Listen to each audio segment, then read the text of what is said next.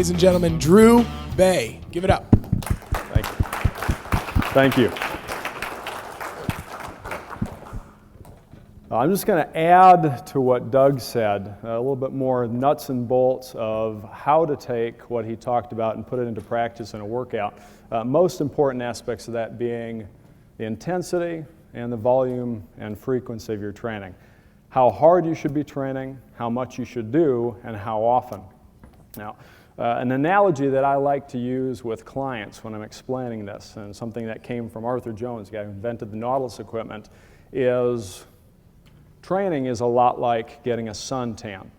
Exercise is a physical stress. Exposure to very intense sunlight is a physical stress.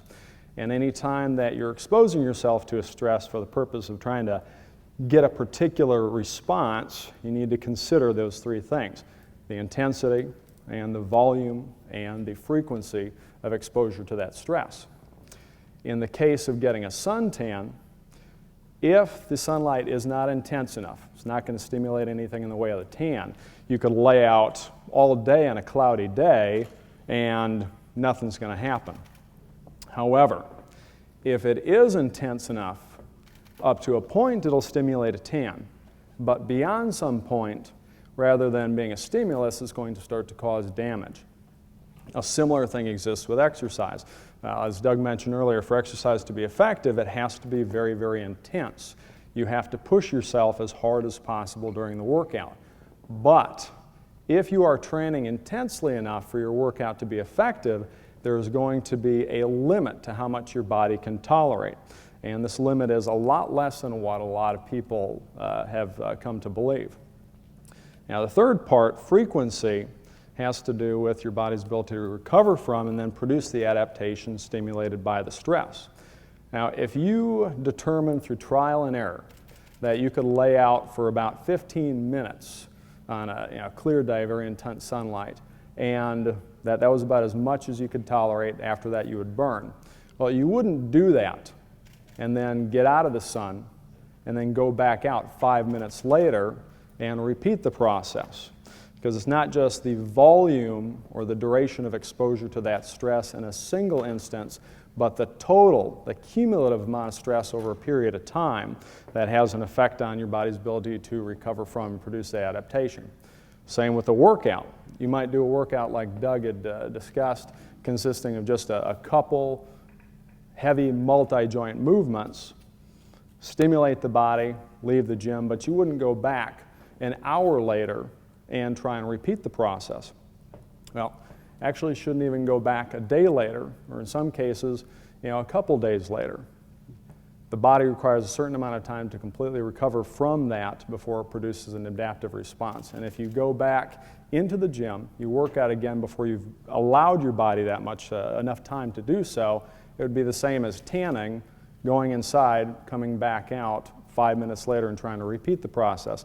Rather than get the results you want, a tan or an increase in muscular strength and size, you end up overwhelming your body's ability to tolerate the stress and produce an adaptive response to it. Now also, and just like getting a suntan, and this is where a lot of the confusion comes from with training, there's a significant amount of variation in how much exercise a person can tolerate and how much recovery time they need between exposure. I've got mostly Western European genetics. My wife is from the Philippines. I can tolerate very little exposure to intense sunlight before I burn, and I can't be out too often. She can be out all day. It doesn't make a difference. She tans very easily. Depending on a person's skin tone, their tolerance and the frequency of exposure that they can handle is going to vary significantly. And a similar situation exists with exercise. Some people can tolerate more. Some people can train more frequently. Others have very, very little tolerance and require a lot more recovery time between workouts to be able to determine or to be able to completely recover from and produce the adaptations stimulated by exercise. Now, how do you determine what is or isn't appropriate for you in terms of how much and how often? Most importantly, when you're exercising, what you're doing is trying to stimulate a specific adaptive response, an increase in muscular strength. The size just comes along with that. if you're exercising intensely enough that you're stimulating an adaptive response, and if you're not overstressing the body by doing too much, and if you're allowing the body adequate time to recover and produce the adaptation, you should see a measurable increase in strength on a regular basis. If you're not getting stronger, if you're not either able to perform more repetitions or able to use a little bit more resistance, every time you work out, either you're not training intensely enough to stimulate the adaptive response, you're doing too much, you're overwhelming your body's capability to tolerate the stress and adapt to it, or you're training too frequently and not giving your body enough time in between. Now, Doug had mentioned an average of people being around once a week with a pretty significant range, as little as 5 days for some people, up to 10 days or longer for other people. This is kind of middle of the bell curve. You've got some people on the extreme end who can train a little bit more frequently than that. You've got some people who actually require a lot more recovery time. Most people, though, fit right about in that 5 to 10 day time frame. Now, for the average person starting out, most people are not going to train intensely enough at first that they need a lot of recovery. This level of intensity, what Doug is talking about, requires a bit of building up to. There's some resistance to it psychologically, like Doug mentioned, with that panic as you get to approach the really hard part of the exercise. And a lot of people just are not accustomed to or are familiar with how hard they're able to actually push themselves. So I would recommend a person start out on the lower end of frequency, or the lower end of the recovery, about once every 4 or 5 days, about 3 or 4 workouts within a 2-week time frame. And from there, keeping track of their workouts, how much weight they use, how many repetitions they're able to perform on all their exercises, make adjustments. You'll find over time, as your intensity of training increases, that you might start to see a slowdown in progress. If you're somebody that requires, say, 7, 10, or whatever a number of days, when you start to get up to a point where you're training hard enough, you're going to see that you're not making those strength gains on a regular basis anymore. And this would be an indication that, hey, it's time to cut back a little bit, either on the amount you're doing or the frequency over a course of however many workouts you're doing per week. Now, as far as the intensity itself, Doug had mentioned about a lot of people reaching that point where the exercise is beginning to get hard, they start to panic, they hold back. There's a couple reasons that people do this. One, the genetic aspect Doug talked about, just the panic at exerting yourself to the point where you are literally almost incapable of further movement. It is, again, like I said, as far as your body can tell, a life or death event. The only time in the course of normal day-to-day activities when any animal would exert themselves to that degree would be if it was a life or death situation. Your body does not know the difference between you struggling against a heavy barbell on your back doing a squat or fighting off something that's either trying to kill you or that you're trying to kill to eat it. It's natural to get to that point to hesitate, to want to hold back, usually, again, because of the panic Doug talked about, as well as because of, in a lot of people's minds, fear of injury. A lot of people associate training hard with the potential for damaging themselves during the exercise. Now, there's kind of an idea that the harder something is, or the heavier the weight, the more likely you are to damage yourself in the process. But the weight has nothing to do with it. It's not how heavy the weight is, but the manner that you try to lift it that determines whether or not you're going to injure yourself in the process. For example, and getting a little bit off track here, but I'll come back to the intensity. If you were to go out in the parking lot right now and attempt to lift somebody's car or truck, it's not going to happen. It's a much, much heavier weight than anybody's ever going to touch during a workout. But whether you're injured in the process has nothing to do with how much it weighs, but rather the manner in which you attempt to lift it. If you grab the bumper and you just yank at it as hard and fast as you can, you're likely to pull or strain something. On the other hand, if you grab the bumper and you begin to pull gradually, and over a period of a couple seconds, a little bit harder and a little harder until you're contracting as hard as you possibly can, and then you gradually ease off, you're not going to wreck yourself in the process. You're not going to pull or strain anything. In either case, it's a tremendously heavy weight, but whether you hurt yourself depends on the manner in which you attempt to lift it. And you want to move similarly during an exercise. You have to lift heavy. If the weight is not adequately heavy, it's not going to do you any good. No amount of lifting with light weight is going to produce any kind of meaningful results. And it comes down to that intensity, the level of effort that you put into the exercise. It's an absolute. But if you're going to do this for the long run, if you're going to be doing this when you're in your 40s, 50s, 60s, I know some people in their 70s and 80s that train in this fashion. You have to do so in a manner that's not going to wreck your joints in the process. So you need to keep in mind when you're doing these exercises that you have to always be moving under control. Again, with the example of picking up or attempting to pick up a car, if you take the weight and you try to yank or jerk at it as fast as you can, you're going to pull or strain something.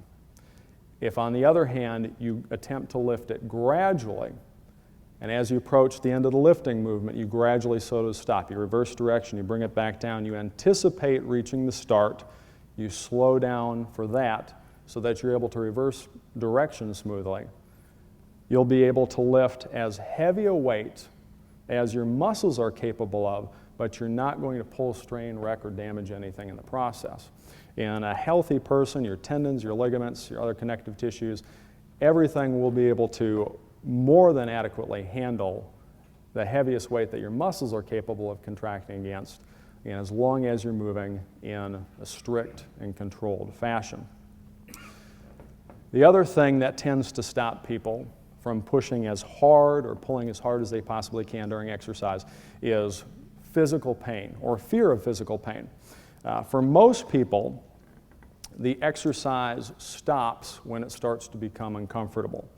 If you look at a lot of people in a gym, if a person is really going all out, by the time they get to the point where they are at their actual physical limits, they will have slowed down considerably. A person who can comfortably, curl at a moderate pace, if they're using a heavy enough weight, their last repetition is going to look like this. They're just going to be barely moving it. Watch a lot of people, their speed doesn't change too much. They get to a point where it starts to get uncomfortable. They set it down. Problem with that is the point where you start to become uncomfortable is those last couple most productive reps where you reach that point Doug was talking about, where you're sending the message to your body that it is about to die, or it thinks it's about to die. If you stop when it starts to burn, if you stop when it starts to become uncomfortable, you are stopping right at the point where the real exercise begins. Now again, keep in mind that you're not going to injure yourself if you're moving in a controlled manner. The burn is not an indication that any kind of actual large-scale physical damage is being done. Now there is damage, very, very small damage. You have little tears, what's called microtrauma, on the structural level. The lactic acid Doug discussed is going to have some effect on that discomfort too, but there is no kind of real injury occurring. Now something that helps is if you keep in mind the difference between pain, which is informative. Pain is basically telling you that, hey, something is wrong, and doing so that you stop doing whatever is causing the damage. And what is called exertional discomfort, which is actually what's happening during exercise, which is non-informative. It doesn't tell you anything you don't already know. Your muscles are working hard. Okay, we already know that. But there's nothing happening there that's going to cause any damage. You can safely ignore that. If you also consider, as you're getting to that point, that the exercise is temporary, and what's happening is not suggesting an injury that's going to persist afterwards, that helps you be able to push through that. But one of the things that seems to be most effective is if you look at it, the burn, that discomfort that occurs during exercise, rather than an indication that you're getting towards the end of the exercise, but as a cue that it's time to start working harder, it helps you push through that. For example, leg extension, which if anybody has done any heavy training, anybody here do leg extensions or has done leg extensions as part of a workout? Okay, it's one of the worst as far as the sensitivity. For some reason, people tend to feel it in their frontal thighs. Some people calves more than anything else. And on almost more than any other exercise, I see people quitting on the leg extension before they've gotten anywhere near what they're actually physically capable of because of that burn. It is, well, it's just downright painful. People stop because they're worried about hurting themselves. People stop because it's extremely uncomfortable. But again, that burning means that you're getting towards the most beneficial, the most important part of the exercise, and rather than stop at that point, you should consider it your cue to push even a little bit harder. Something else that makes a big difference is having some external motivation. Having somebody else there to push you. It doesn't have to be a trainer, but even if it's just, a friend, somebody else in the gym, as most people will push themselves nowhere near their limits. But if you have somebody else there, even if it's just trying to impress somebody else in the gym or somebody who is going to push you, that makes all the difference in the world. But that's, as far as the intensity is concerned, those last couple repetitions are the absolute most important in an exercise. What you're trying to do is send a message to your body that its current ability is inadequate to meet some demand that your environment is placing on it. If you're capable of an all-out effort completing 10 repetitions, and you were to stop at 7 or 8, you're not asking your body to do anything that it already isn't capable of.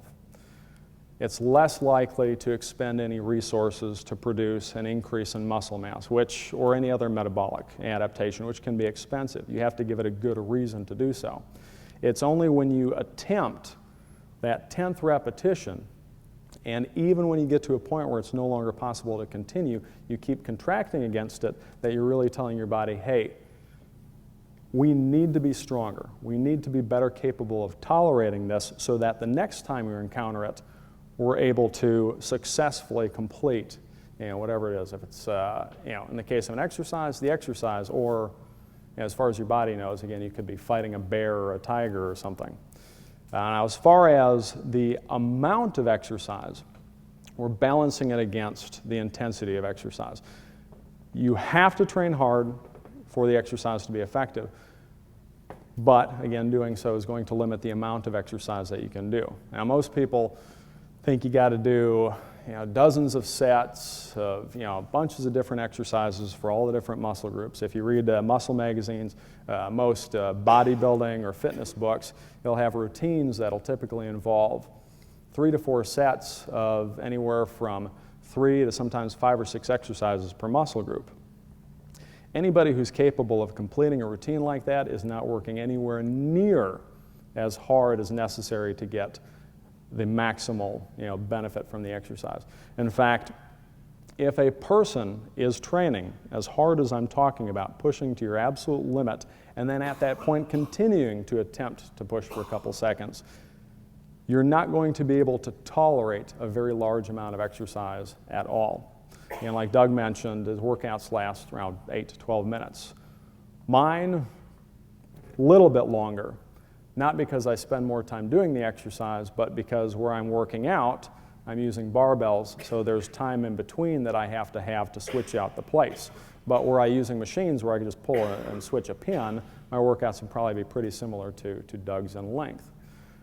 And I don't do just that much because I don't like working out, or don't do that much because I'm in a rush, but because I am not physically capable of doing any more exercise than that when I'm done.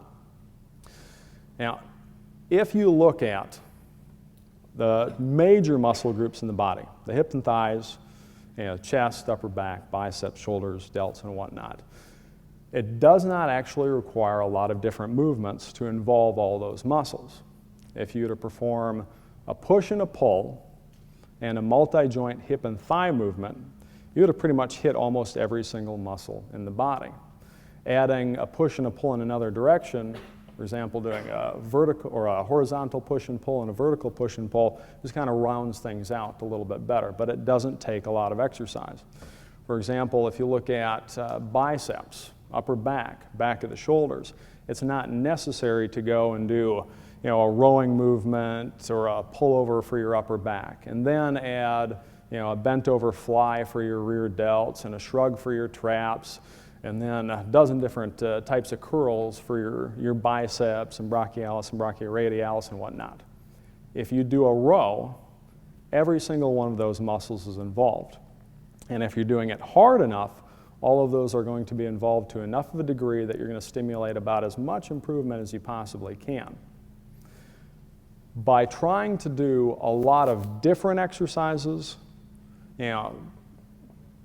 this exercise for this specific muscle, that exercise for that specific muscle, and so on and so forth, what a lot of people end up doing is holding back so that they're capable of performing more exercises. So although they might be able to work everything individually and isolate this muscle or that muscle, they're not actually getting nearly as much out of the workout. One, because they've compromised intensity for the sake of adding all these different exercises. Two, because in doing so, even if they are working the actual muscles separately, anytime you perform an exercise, in addition to the local effect, the effect on the specific muscles worked, you're going to have a systemic effect. The damage to the muscles that occurs is followed by an inflammatory response, and that's cumulative. The more exercise you do, the greater this response, and it's part of what contributes to overtraining.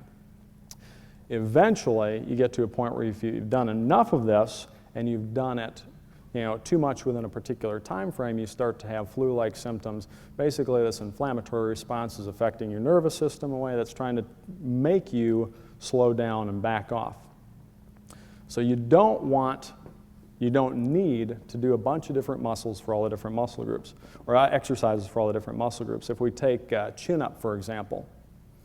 Now, if you did nothing but chin-ups or pull-downs, you got your biceps, your forearms, your upper back, your shoulders, traps, a bunch of different things there. If you were to do nothing but that exercise, and over time build up to the point where you're doing pull-downs with double your body weight, or you were doing chin-ups with your body weight plus another 50, 60 pounds hanging off of you, even if you had never done a single isolation exercise for your biceps, they would have become much, much larger. And the same would go for doing an exercise like dips, bench presses, shoulder presses, and the triceps. You're not going to be able to progress in weight over time in these exercises without all of the muscles involved becoming larger. Now, some people talk about weak links and compound movements. For example, claiming that if you're doing a chest exercise, your triceps are always going to fail before your pecs or your shoulders or whatnot. Now, if you're performing the exercise properly, everything is going to be worked to approximately the same degree.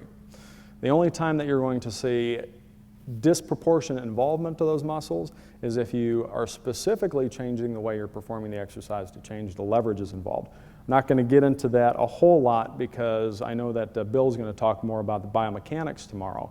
But just a real quick example, in the case of doing, say, a chest press. If you grip the bar with about a shoulder width or slightly wider hand spacing, the positioning is such that as you're going through the movement, the moment arms or the levers or the difficulty encountered by the different muscles involved is going to be somewhat proportional to where all of those muscles involved are going to experience a similar amount of work. If you feel like your triceps are going before your chest, chances are you're using too narrow of a grip. In fact, some people will specifically use a very narrow grip doing a bench press because it changes the leverage in such a way that your triceps have to work a lot harder. If your grip is too wide, you're going to feel more chest, more shoulder, less tricep. And if you look at what's happening, the closer in, the more tricep, the further out, the more chest. At some point in between those is a grip where everything that's involved is going to be working roughly equally proportional to their capability. Now, another way to look at it is we would not have developed or evolved the muscular system that we have in a way that you have any one particular muscle group that is a limiting factor for the others. If such was the case, we'd have a little bit different leverages, different musculoskeletal geometry, because it would make no sense to have a certain amount of strength in your upper back muscles if you couldn't apply it in regular activities because of a weakness of the biceps or grip. So again, it does not take a lot of exercise to effectively work all the major muscle groups in the body. Now, like Doug mentioned again, if you're doing a push and a pull, both in a horizontal and a vertical plane, and doing a multi-joint leg movement, you're pretty much hitting everything. Now, the only things that would not be directly involved in something like that might be the abdominal muscles, and if you're doing a leg press instead of a squat, the lower back. If you're doing barbell movements, if you're doing, say, like a standing press, you're doing squats, you're doing bent rows, any additional work for the lower back or the abdominal muscles would be completely unnecessary. They receive plenty of work doing those activities. In fact, if you're doing squatting, your lower back is working somewhat harder than your legs even. Now, if you're doing a free weight activity or machine movements, in which case, leg press, chest press, row, in a machine exercise, you have enough bracing that the trunk muscles are not doing as much. Now, they're still involved. You're still involving the abdominal muscles and maintaining proper torso position in some exercises. You're still involving the lower back muscles. So in that case, occasionally performing an additional isolated trunk exercise, flexion and extension, might be helpful. But then that's still occasionally. For the most part, a multi-joint hip and thigh movement, a push and a pull, both horizontally and vertically. Now, as far as how often you should be doing this, again, like I mentioned earlier, if you're stimulating the body to produce an adaptive response, and if you're not overstressing the body so that you're overwhelming its ability to recover from and adapt to that, and if you're allowing adequate time for it to do that, to recover from and produce the response stimulated by the workout, you should be seeing improvement in strength on a regular basis. You absolutely have to keep track of what you're doing in terms of the weight, the exercises performed, how many repetitions you're doing when you're working out, so that you're able to evaluate this over time. And again, starting out, most people aren't going to be training as hard. Like I mentioned earlier, 5 days.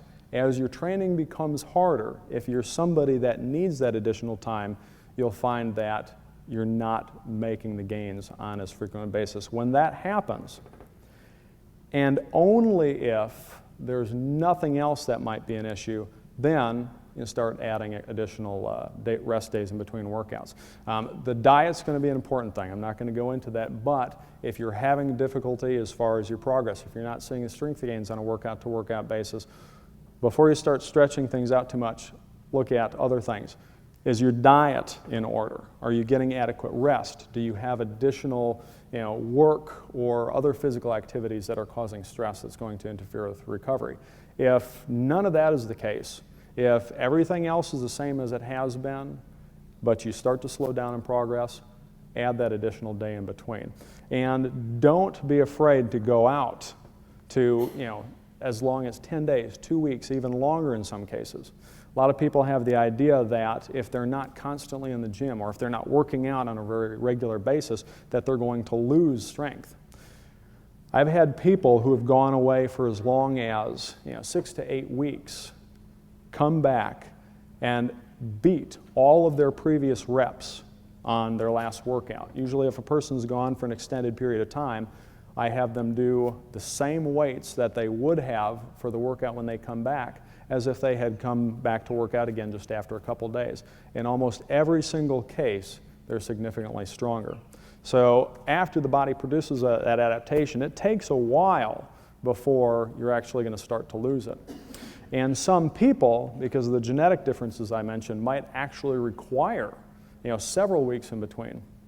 Arthur Jones, Nautilus inventor, told me of a particular instance. They had somebody that was a research subject. They were doing a research on exercise for the low back at the University of Florida. And this particular individual had way, way below average recovery ability. They found if he trained once a week or more frequently, that he would actually lose strength. If they increased his rest time to 2 weeks, he would stay right about the same. He wasn't allowing enough time to produce any kind of an improvement, just enough that he was able to recover and return to his previous baseline. He only actually started increasing his strength and was doing so regularly when they increased his rest time out to about 3 weeks. Now this is an extreme example, extreme. Most people are not going to be anywhere near that, but it illustrates how important that recovery time is. Now I'm just going to open this up for questions. Not going to go into a whole lot more on that. So anybody? Oh, give them a microphone. If you don't have a spotter with you, and based on what you're saying, it seems like you won't be able to get to the max, on those last reps. So do you recommend using just machine exercises if you don't have a spotter? If you don't have a spotter, there's a couple options that you can go with depending on the exercise. In most cases, the machine is going to be safest if it's a properly designed machine. But if you have a power rack, if you're doing the free weight exercises, the only exercises that you need a spotter for would be something where you're moving the barbell overhead. If you're doing a bench press, if you're doing a squat, something like that, then you need to have some sort of a mechanical safety there if you don't have a person there to stop it. I work out just at home. For squats, I just use a rack with adjustable safeties. I bench inside of the rack so that rather than use a traditional Olympic bench where once you unrack it, it's all on you, the way I've got it set up is once I unrack it, I also have pins that are set to just above the height of my neck. If I get stuck, I roll it up, it sets on the pins, I can turn my head and slide out from underneath it. If you work out at a gym that has a power rack, if they let you move the benches around, you can safely bench press inside a power rack if you can adjust. Now you want to test it first to make sure that it's at the right height, but you can adjust that so that you have a safety there. For pretty much any other free weight exercise, I wouldn't worry too much about it, but definitely use a power rack if you're doing any kind of benching or overhead movement. I'll just let him pass it around. What are your opinions on the CrossFit methodology as far as their general recommendation of a 3-on, 1 day off pattern for workouts? It's excessive for most people. The majority of people, if they're really training hard enough, don't need very much exercise. And doing too much, and especially with some of the type of movements that CrossFit involves, it can lead to joint problems and other injuries over time. They recommend a lot of very fast, a lot of quick movements. I know that they recommend the kipping version of pull-ups, a lot of Olympic lifts. These things, if done infrequently, are still a recipe for injury for some people. Done on that kind of a schedule, they'll tear somebody up. So I definitely would not recommend that kind of frequency, especially not with that level of demanding activity. I just wanted to ask because I know a lot of us are going out. So with sleep, what's your recommendation on like how many hours and also on a regular sleep schedule? Because I know that's hard for a lot of us. It's difficult for a lot of people. It varies from person to person. Some people can get by and they're fine. They function well in very little sleep. And some people need a little bit more.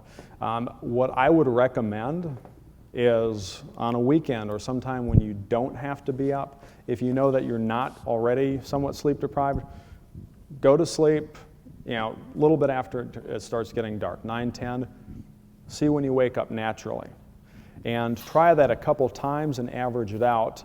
And seeing how long you sleep just naturally when you wake up without having an alarm will give you a rough idea of how much you actually need on a regular basis and allow you to plan for that. But the sleep is absolutely important. If you don't get adequate sleep, it starts messing with a bunch of different hormones. You have an increase in cortisol, you have a decrease in growth hormone, and Doug can probably explain better than I do, but both of those, switching that way, are going to negatively affect both muscle gain and fat loss. So, what is usually the amount of hours, like a range? Average, I think, again, it does vary just like pretty much everything else, but about 7-8 hours for most people. More sometime if for younger people, though. Also, I was wondering if you recommend doing any like scap work, rotator cuff work, calves, wrist, and neck, and if that correlates with those 5 exercises you said. Well, as supplemental work, as far as the rotator cuff, it depends. If a person is performing their exercises correctly and in proper form, those muscles are going to be strengthened as well. If a person has an injury, sometimes doing additional rotator cuff work will help. I trained somebody who had some issues with that, and we would do some additional stuff at the end of the workout. And he did function a little bit better after a while. For most people, if they don't develop a problem with it in the first place, they're not going to require any additional exercise for it. Now, as far as grip, if a person is doing heavy pulling movements, chin-ups, pull-downs, rows, if you do deadlift as your multi-joint leg movement, you're going to find over time that your grip, if you don't use any straps or hooks, is going to get pretty strong. If you get to a point where you're able to deadlift 315-something pounds for reps, or you're doing chin-ups with an additional 50 pounds, you're going to have increased your grip significantly. Now, the only time that I would recommend supplemental grip work is if there's an issue where you might be involved in a sport or something where grip strength might be a limiting factor. For wrestling, it's tremendous. As far as the neck, I generally don't recommend doing direct neck work unless you have really good equipment for it. If you've got a properly designed neck machine, it's incredibly valuable. And adding that neck work your neck is a very small muscle group. No matter how hard you're working your neck, you don't have so much muscle that the effect on the rest of the body is going to have that much of an effect as far as overtraining. But without proper instruction, a person, if they're doing things incorrectly with the neck training, can easily mess something up. If you have access to a Nautilus 4-way neck machine, a Medex neck machine, or there's a company, it's Pendulum Strength Systems, which makes a neck machine. They're sold by one of the football equipment companies. Other than that, most of the neck machines that I've seen have been really, really poor, and you'd be more likely to do some damage than good. Another option is doing manually resisted neck extension, flexion, lateral flexion. But if you do that, you need to have somebody who's providing the resistance that really knows what they're doing, or they can screw up your neck. Calves, if you're doing leg press or squat, you're actually going to be getting a pretty good of calf involvement. If you notice, if you're squatting down, the movement to the ankles, your ankles are actually going to be flexing considerably too. And on the way up, everything that you're doing in a squat stacks down. All of the weight on your shoulders is being supported by your back. The weight of the barbell and your entire upper torso is being supported by the muscles from the hips down. All of the weight of your entire body plus the barbell from the knees up is on the calves. So if you're doing that kind of a movement, you're actually going to have a significant amount of calf work involved. Now, as far as the isolation exercises, they have their place. They're just not necessary. And where I would recommend including isolation exercises is after a person has already been training for a long time on basic, heavy, multi-joint movements. If they find that a particular muscle group proportionally does not seem to be up to par or balanced with the rest of the body, occasionally doing an isolation exercise might help. Again, it depends on the individual, and this is something that I wouldn't even recommend a person try until after they've been doing very basic, heavy movements for a while, because, again, just those heavy pulling and pushing movements are going to hit all the muscles pretty effectively. Just to go back to the topic of spotters, Should, let's say I'm on my last repetition, and should he kind of help me, like, to go slowly, or should he just remove it when it's done? The spotter should not provide any assistance until you get to the point where you're incapable of performing any movement. For example, if you were doing a bench press, suppose that you got to a particular point in a repetition. Usually a sticking point for most people is when the upper arms are roughly parallel to the ground and the bar is not moving. He should have his hands in position. He should be ready.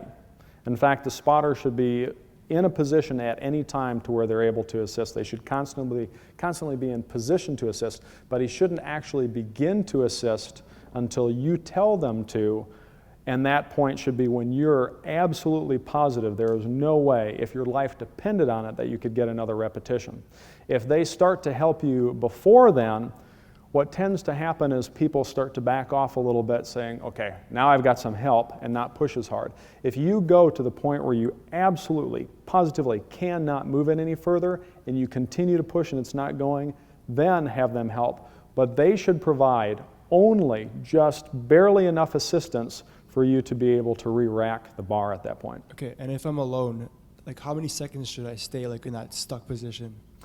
Well, hopefully you'll be using something to catch the bar if you're alone. What I recommend is a couple seconds, maybe 4 or 5 at the most. If you get to a point where the bar has come to a complete stop, or the handle or the pedal, depending on if you're using pulling or pushing or a leg exercise, when you get to a point where you cannot move anymore, you want to keep trying for at least a few seconds, because a lot of times what people will find, or what I found with clients is, a person will get to a point where they stop, but they're not stopping because they are physically incapable of movement. They're stopping because they've gotten to the point where they think they're contracting as hard as they can. But if, when you get to that point, you continue to gradually attempt to contract harder and harder, focusing on squeezing the muscles you're using as hard as possible, occasionally you'll surprise yourself. You'll think there's absolutely no way I'm going to get this rep. This bar is not moving. And after a couple seconds, you manage to get an inch. Another couple seconds, it starts going further. And eventually, you're able to get that particular rep. Now, after that rep, chances are you're not going to get a second one. You should still try. You probably won't, but you should still try. But when you get to that point, you want to keep contracting and try to gradually ramp it up until you're giving it everything that you've got before you set it back down. Now, the word gradually there is important. Often, when a person starts getting to this point, if they haven't been coached properly, what you'll see, and especially on curls, is a good example. They'll get to a point where it doesn't go, and you'll start seeing them do this. They'll kind of drop the weight a little bit and then pull into it. What that dropping and catching does is elicit a stretch reflex, cause a little bit higher intensity contraction in the muscle. But what it also does is increase the force to where you could possibly pull or strain something. When you get to that point, you want to continue to try and contract as intensely as possible, but you want to ramp it up gradually. You don't want to drop and then push into it, because that drop and bounce there, especially when you're fatigued that much, you're not going to have as much control over it. You're more likely to pull or strain something. I wanted to ask you about your take on the meaning of using muscle soreness as a gauge of the intensity or the proper intensity to do a workout. And I just want to add a corollary to that I notice that I get, if I do even 60% or 70% in an exercise, particularly like squats or lunges, if I'm coming off of an injury and haven't been working out in a while, I will be sore for 7 days. And I've tried, eat, diet, extra sleep, warming up, cooling down. I get sore when I do these exercises. And I also notice when I come back that I make sizable gains. So I don't know, I've just always used that in the back of my mind, is that if I'm sore the next day, I probably worked my muscle pretty good. And even if I could have done more weight at the time, I hold back consciously in squats and lunges because I know that I'm going to be sore as shit the next day. Unfortunately, some people have that response, but it varies between individuals, and it really isn't a very good indicator of exercise intensity. Now, when a person starts out, usually the first couple times they do any exercise, they're going to have a lot more soreness. Some people continue to get sore from exercise. Some people don't get any soreness from the start. It varies from person to person, but it generally doesn't correlate. I've had some people who don't push very hard, but they get very, very sore, and I've had other people, and I'm an example.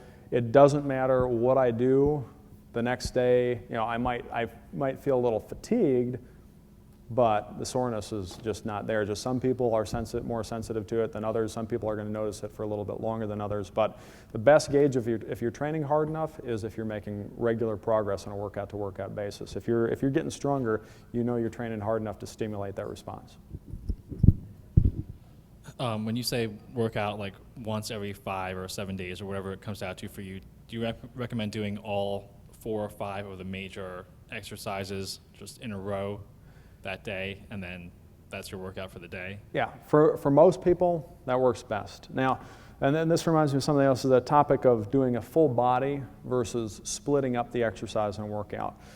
If you're doing a workout like this, in most cases, if you do all those exercises in one workout, that's fine. You don't need to spread it out too much. Some people will need to split it up, but it depends on a variation in the rates of recovery of 2 different things. When you're doing the exercise, you are causing damage to the muscle. If you're lifting with a heavy enough weight, there are going to be microscopic tears in the muscle fibers, and it takes a certain amount of time for these to completely recover. Like Doug had actually mentioned earlier about fast twitch muscle fibers being, taking a little bit longer to recover. They're very, very quick to fatigue, but long to recover. Slow twitch muscle fibers tend to be the opposite. Well, in addition to the muscles being worked having to recover, every exercise you do has an effect on the rest of the body. There's an inflammatory response to that damage, and that inflammatory response is cumulative. If you do squats or leg press, and then you do a couple other pushing and pulling movements, every time you do an exercise, the damage to the muscles involved is going to cause an increase in that inflammation.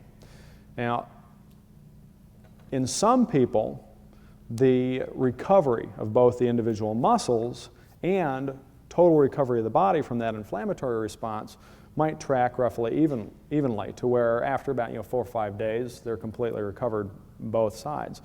In some people, it might take longer for particular muscle groups to recover than it takes the body to recover from the inflammatory response. The inflammation has died down, but you still have some of that repair and remodeling going on inside the muscle itself. If you have somebody who's got, for example, a predominance of fast twitch fibers in the upper body and more slow twitch fibers in the lower body, they might find out that after so many days, their legs are completely recovered, but they find that they're not making the same amount of progress with the upper body. Now, one way to determine, or if a person has all fast twitch fibers, they might just, after a period of time, find that nothing has recovered, not because the inflammatory response has been taken care of, but because the individual muscles haven't.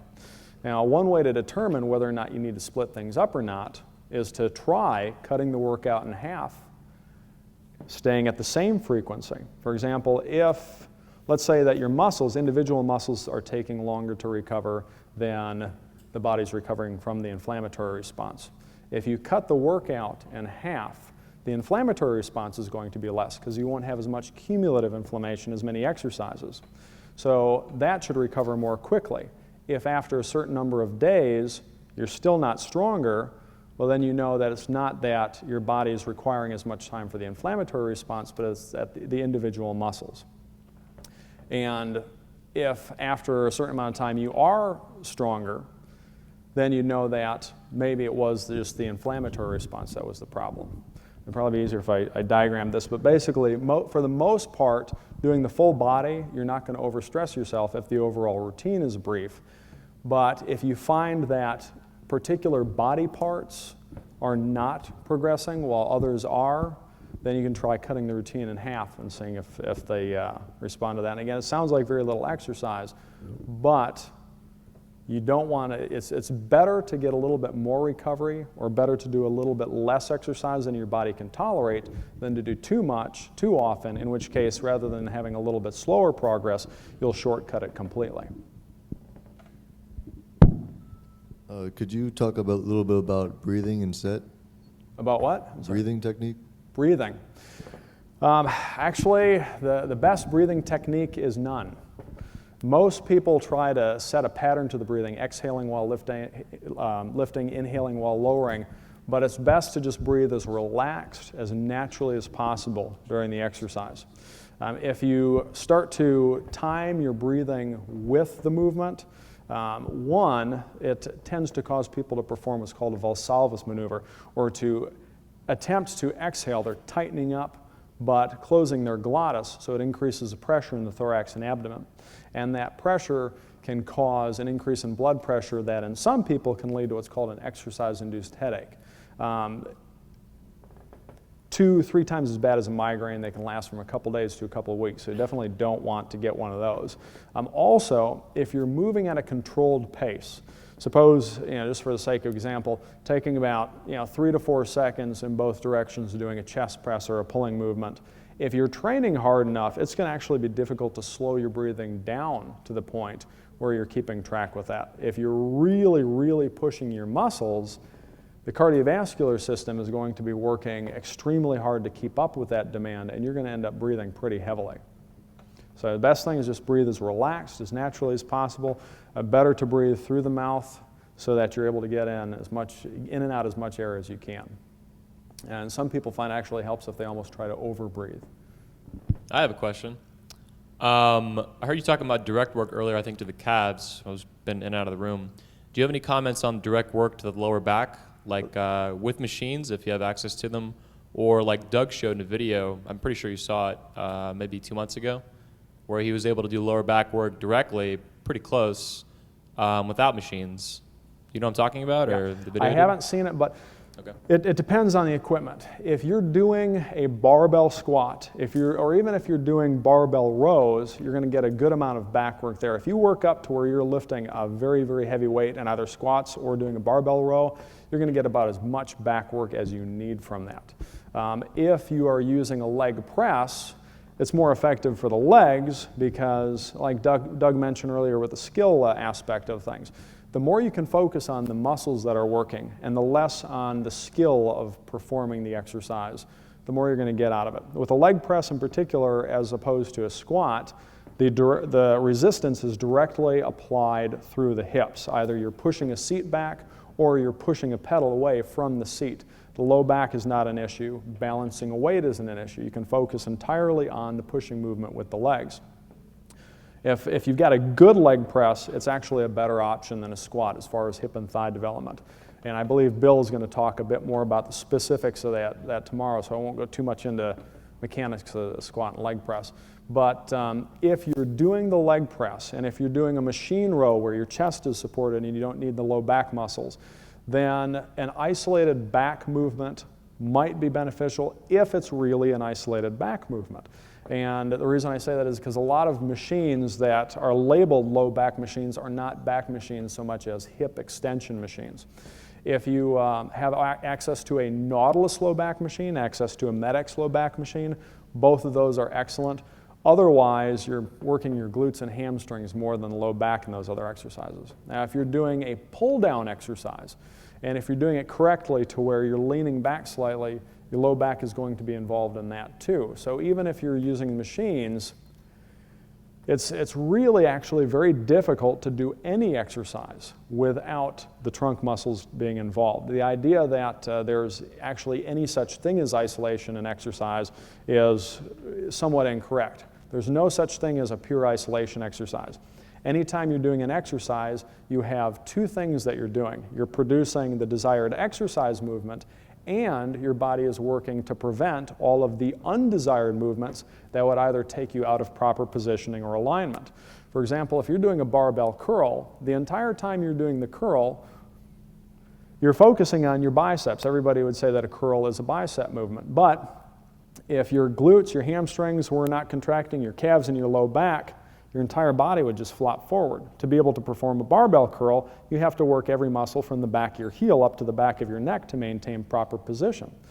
And you're also working muscles in the shoulders, chest, and everything to maintain proper bar position. Your chest and your shoulders are working when you're doing a barbell curl. As you approach the mid-range of the exercise, your biceps are holding the weight with your elbows at a 90-degree angle. Your chest and shoulder muscles are preventing that weight from wanting to push them back. So something like a bicep curl, an exercise that most people think only works just that little amount of muscle in the upper arms, is involving a large amount of the body. It's just that you don't think about it because that's not the part that's moving, and you kind of automatically do everything else while you're focusing on that. So a lot of the, wondering, should I do this exercise for this muscle or this exercise for this muscle? If you first look at how much they're involved in just those couple of movements that Doug mentioned earlier, I mean, it really, really hits all the major stuff there. Again, the only stuff that might really benefit from supplemental work is the neck, if you've got access to a good machine or somebody who really knows what they're doing. Grip in, if you're doing any kind of grappling, if you're doing football, some things like that, racket sports, some grip work tends to help. But other than that, everything else pretty much is being hit by just those couple movements.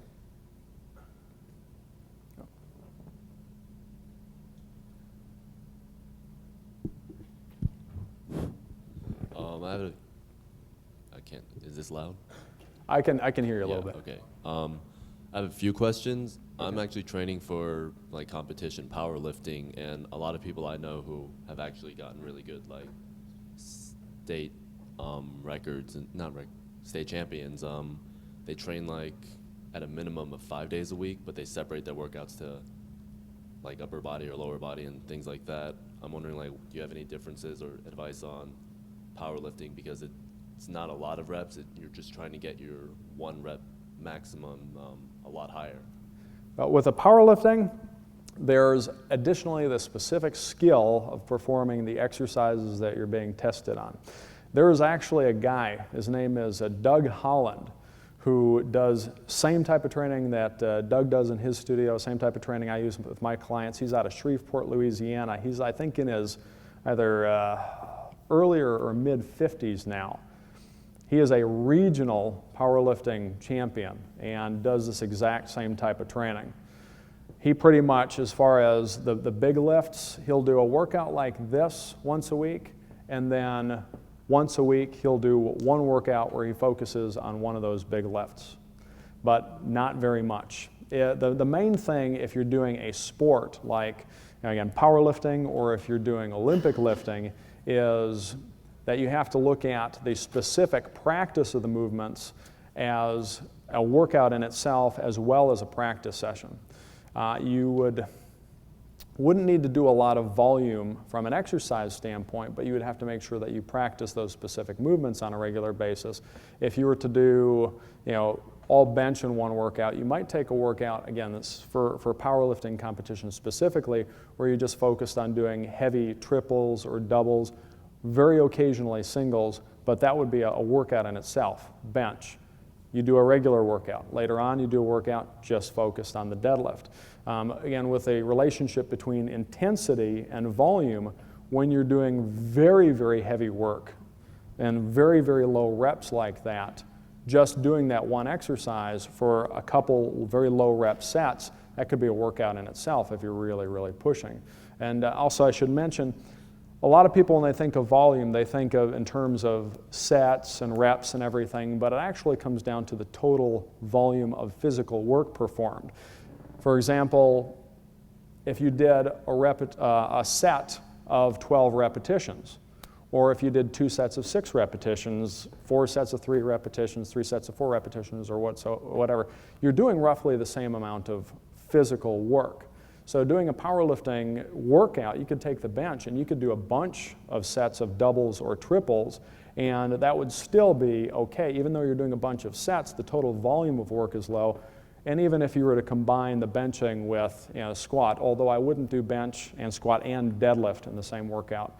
Possibly, and again, this is from somebody who doesn't powerlift, a full body workout alternated with either a squatting and benching workout or with a deadlift workout. Again, the principle is the intensity needs to be high, but you have to balance that against the volume. And you have to balance the total work between a full body workout and the specific powerlifting workouts so that you're not doing them too frequently to where you're overtraining. One last question. Do you have any advice on supplements? Because I've heard a lot of conflicting things on what supplements to take. Most of them are a complete waste of money. If a person is eating properly to begin with, a lot of the supplements aren't going to make much of a difference. For example, something really basic like a multivitamin. If you're getting adequate amounts of vegetables and fruits, eating a lot of meat, you're probably getting everything that you need right there. Creatine monohydrate is one that is kind of iffy with people. I think if a person's eating enough meat to begin with, they probably won't benefit much from the creatine.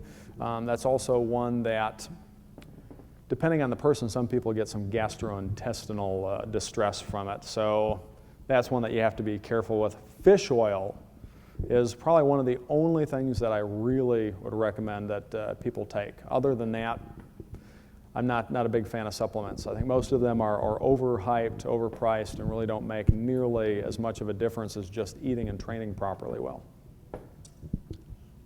Quick question. What do you recommend for your range for your time under tension before you move up on weight?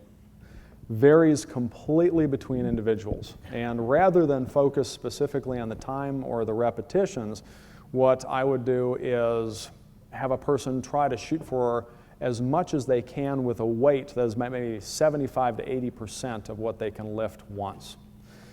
It varies from person to person. For the average person, this is going to be about 10 repetitions, or about a mid-range is maybe about 60 seconds or so.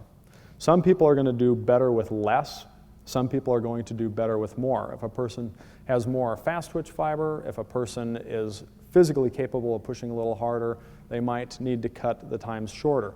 If they have more slow twitch fibers, if they do a little bit better with longer time, they fatigue more slowly, they might do a little better with longer time. There's one way of actually testing this over time though. If a person needs a shorter time or less repetitions, you'll see that they consistently get to a particular level and get stuck there.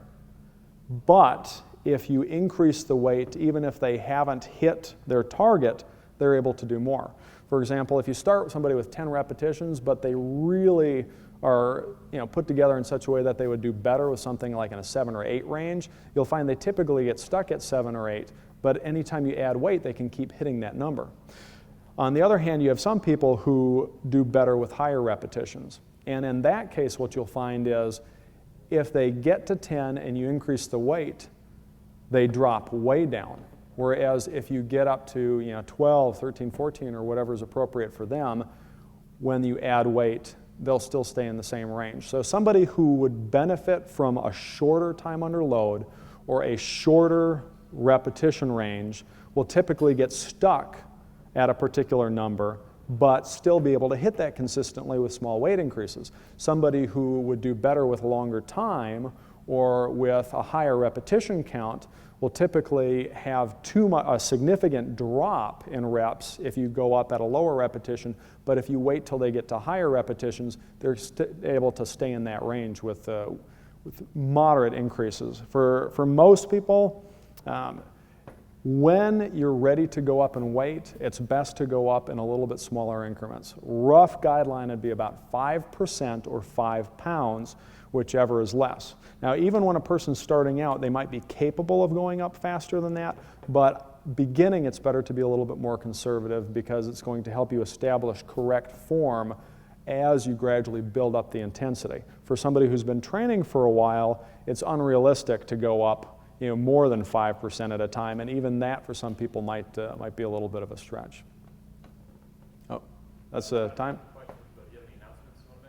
Announcements? Actually, yeah, I'm finally almost finished with the book on high-intensity strength training. It's geared specifically towards bodybuilding, and the main focus of the book is how to find the proper balance of all these things for a particular individual, how to figure out how many exercises should I be doing, which ones are the best for me in particular, how often should I be training, and basically kind of taking all these principles and fine-tuning them to find out what's the best application for your particular response to exercise. Actually, I've got a sign-up sheet up front here. My business partner has set it up so that we've got a page for pre-ordering which has a discount for anybody at the convention. So if anybody's interested, you're not obligated to anything signing up, but if you just leave your name and email address, we'll send you out an email that contains the discount code for convention attendees and a page that you can go to for the book or consultations or anything else. And I'll hang out if anybody, I don't know how much of a break there is, but I'll hang out, I'll be here for a little bit if anybody else wants to ask any other questions.